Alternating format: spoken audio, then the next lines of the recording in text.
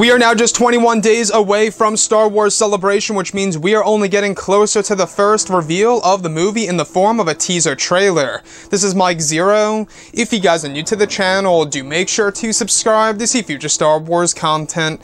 Now, we do know that one of the big plans by J.J. Abrams is to really connect this movie to the prequels and the originals in order to make it really go full circle within the Skywalker saga and to end it on a satisfying note for a majority of fans around the world.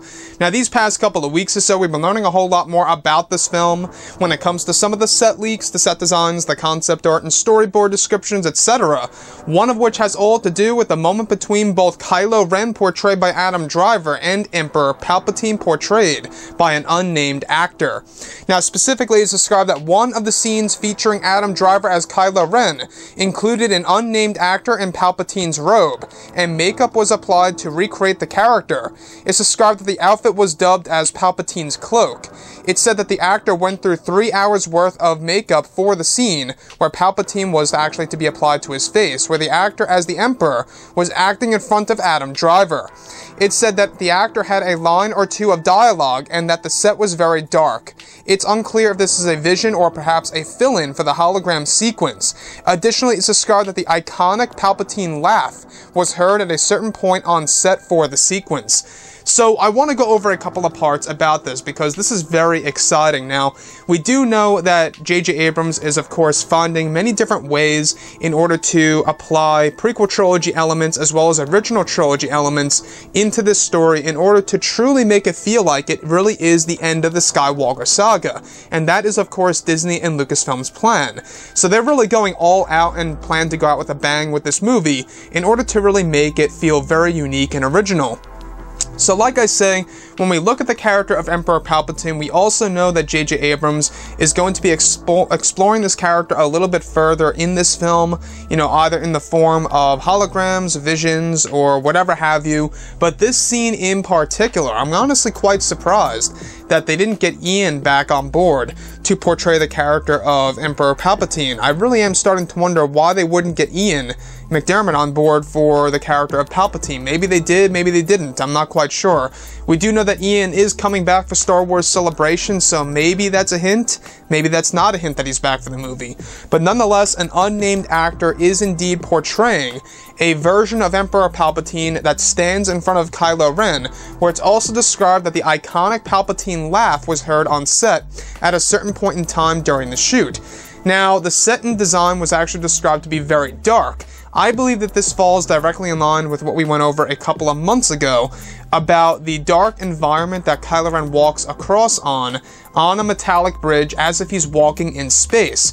I believe that this is J.J. Abrams' own take on the Worlds Between Worlds from Star Wars Rebels Season 4, where Ezra Bridger hears the voices of Rey, Kylo Ren, and other characters within the Star Wars franchise, where he eventually saves Ahsoka Tano from Darth Vader. This could absolutely be the Worlds Between Worlds because of it being described as a dark environment for the set that involved a figure of Emperor Palpatine delivering a line or two of dialogue and also using the iconic Palpatine laugh for the sequence. Now, like I say, this could also be a vision, this could be a hologram sequence that's actually being done for the movie. And I gotta say, guys, you know, what was shot over at Cardington not too long ago, you know, we do know that Adam Driver really worked very hard on this movie and that there are a lot of surprises coming our way. Even Richard E. Grant, who plays one of the new characters in the movie, a First Order officer to be exact, he even said on the Radio Times that there's going to be earth-shaking twists in this movie. So with that being said, I know many months ago that there were rumors about a young Palpatine being in this movie, a young Palpatine, mind you, being in the film. Not quite sure if that's actually going to happen, but it could very well be possible that this is going to be just that, and it does line directly up with that rumor, perhaps. But when we look at this scenario, alright, how it's a dark environment, how an unnamed actor was portraying the character of Emperor Palpatine, and the outfit design is actually described as Palpatine's cloak, and it's also said that the actor went through 3 hours worth of makeup for Palpatine's face to actually be applied to the actor's face. So you can see how much detail they really are putting into this sequence in particular for Episode 9.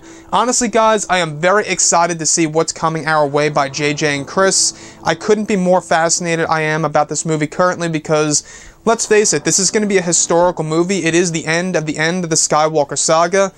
Disney and Lucasfilm, you know, apparently they have made up their minds. They are not going back to this family. That's it, they're done, and they're focusing on the new trilogy that's going to take place, apparently, hundreds of years before the events of the Skywalker family, which is said to be the new version of the Old Republic. So, let me know what you guys have to say about all this below in the comments, and if you guys did enjoy the content for today, do make sure to drop a thumbs up on this video to support the channel. I thank you all so very much for the kind support, and I'll catch you guys next time.